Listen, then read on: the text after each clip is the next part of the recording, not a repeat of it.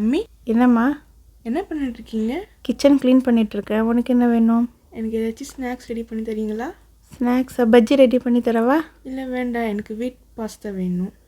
மைதா இல்லாமல் ஹெல்த்தியான பாஸ்தா வாங்க எப்படி ரெடி பண்ணலான்னு பார்க்கலாம்.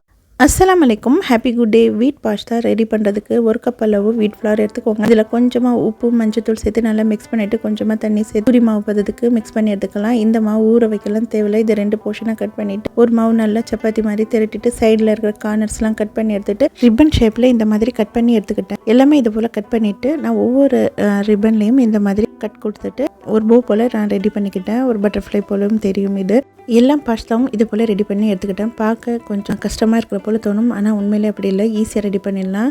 இப்போ ஒரு பேனில் தண்ணி சேர்த்து கொதிச்சப்பறம் உப்பு ஆயில் சேர்த்துட்டு இப்போ ரெடி பண்ணி வச்ச இந்த பாஸ்தா எல்லாமே சேர்த்துட்டு 1 நிமிஷம் கொதிச்சாலே போதும். இப்போ பாருங்கள், நான் ஸ்டிக்காக இருக்குது, ஒன்றுக்கு ஒன்று ஒட்டாமல் நல்லா இருக்குது. நல்லா 1 நிமிஷம் கொதிச்ச அப்புறம் இது தண்ணியெல்லாம் வடிகட்டி எடுத்துக்கலாம்.